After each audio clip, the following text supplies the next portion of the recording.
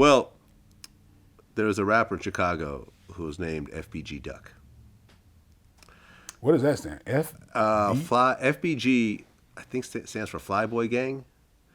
So, Duck, Duck? Duck, Okay. yeah, I'm old. yeah. Yeah. Well, he was a gangster disciple, Mm-hmm.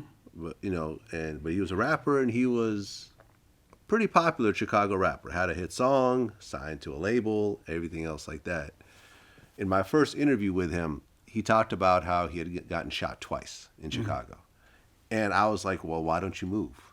And he's giving me all these reasons why he's not going to move. I was in the wrong area. I know how to move. I'm not going to get caught up this time, blah, blah. Our second interview, his brother had just gotten killed. His brother and cousin got killed in the same instance. And, he talked about going to the area. His mom was crying, everything else like that. So a little bit more time passes.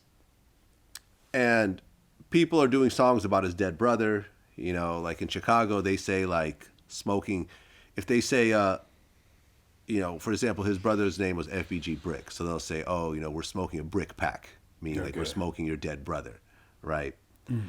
So he would do songs about them as well. So he did a song called Dead Bitches where he talked about basically all these guys from his enemy gang who are dead now, along with how they died and mocking them and so forth.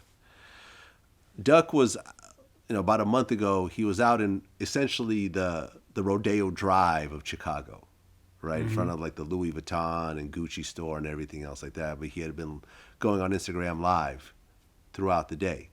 So people kind of knew where he was. 2 cars pulled up. 4 guys got out. He was shot to death in front of everybody in broad daylight. The girl that was with him actually had a gun on her, return fire. She got shot as well. And a fan who was talking to him got shot as well. I interviewed his mother. And it was just the saddest thing. She had lost 3 children in 6 years. She had a 3-year-old daughter who died from a fire. Like, I think she was like lit her mattress on fire or something. And, she died in the fire. And then she lost her oldest son, Brick, and then Duck, just recently. And it was just so important for me. I'm like, with all of the internet, social media, music videos, people dissing each other, it gets hyped up in the blogs, it gets hyped up in social media and everything else like that. I'm like, here's what happens after everyone goes on to their next song.